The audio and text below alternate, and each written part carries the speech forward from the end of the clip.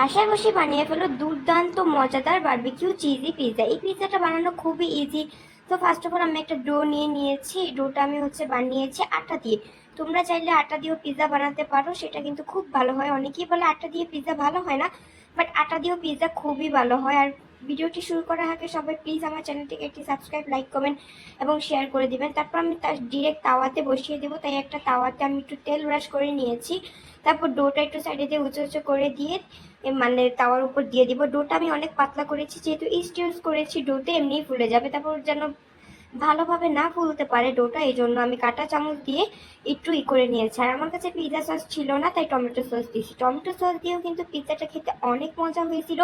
Pizza sauce না দিলেও চলে, আবার অনেকে টেস্টের জন্য দেয়, আমি দেই নাই। আমি কোনো সময় পিৎজা সস দিয়ে পিৎজা বানাই না। তারপর এখানে চিকেনগুলোকে বারবিকিউ করে নিয়েছি। গোলমরিচের গুঁড়ো, একটু ম্যাগি মশলা, লবণ এগুলো দিয়ে মানে তাওয়ার উপর একটু টেলে নিয়েছি। তারপর এই যে পিৎজার উপর চিকেনগুলো দিচ্ছি। আর চিকেনগুলো কিন্তু শুধু শুধু খেতেও ফ্লেভার খুবই ভালো আসছিল। আর পিৎজাটা অনেক মজা হয়েছে। আর আমার কাছে পিৎজার কাছে সবুজ ক্যাপসিকামই ছিল, তাই আমি সবুজটাই দিয়েছি। তোমাদের কাছে যদি হলুদটা লালটা থাকে তা তোমরা ওইটাও দিতে পারো। আমি সবুজটাই সবসময় খাই, লাল হলুদটা দিই নাই। সবুজটা দেওয়াতে খুবই ভালো হয়েছিল। তারপর এখানে আমি প্রাণের চিজটা ইউজ করছি। এই চিজটা এত একটা ভালো না, যেহেতু আমাদের ছিল না, প্রাণের চিজটাই ছিল, তাই প্রাণের চিজটা ইউজ করছি। তোমরা চাইলে আমুলের চিজ ইউজ করতে পারো, আরো অনেক ব্র্যান্ডের চিজ আছে, ওইগুলো ইউজ করতে পারো। আমি তো অনেকখানি করে চিজ দিছি। তারপর পিৎজাটা অনেক চিজি হয়েছে, লাস্টে আবার স্লাইস করে দিয়েও চিজ ইউজ করছি। এমনিতে পিৎজাটা খুবই মজা হয়েছিল, বাট চিজের ব্র্যান্ডটা যদি আরেকটু ভালো হতো পিৎজাটা অনেক মজা হতো আমি মনে করি। এখন তাওয়াতে বসিয়ে দেবো ডিম করে। আমি এটাকে 10 মিনিট পর্যন্ত করে রাখবো। 10 মিনিট পরে এটা একদম ফুল হয়ে যাবে, ঢেকে রেখে দেবো। তারপর উপর দিয়ে একটু শুকনো মরিচের গুঁড়ো দিচ্ছি। এটা দিলে আরো বেশি মজা হবে। তারপর একটু গোলমরিচের গুঁড়াও দিব। আমার কাছে অরিগ্যানো ছিল না, তাই অরিগ্যানো দিইনি। তোমরা চাইলে অরিগ্যানো দিতে পারো, বাট এগুলো দিলে এনাফ আমি মনে করি।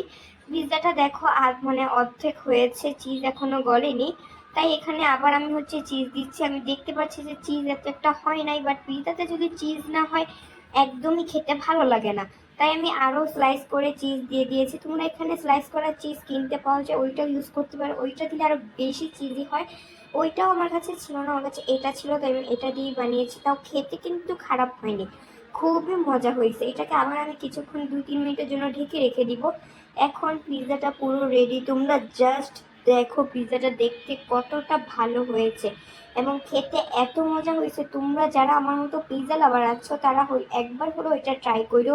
আর এটা ডোটা এত নরম হয়েছে আর খাইতে অনেক মজা হয়েছে। পিৎজাটা কিন্তু ভালো ফুলছে, তোমরা দেখতে পাচ্ছ। এটা আমি যে কাটছি, বাসায় বসে বানিয়েছে তো ভালোভাবে কাটলি। আল্লাহ হাফেজ, আজকে এই পর্যন্তই।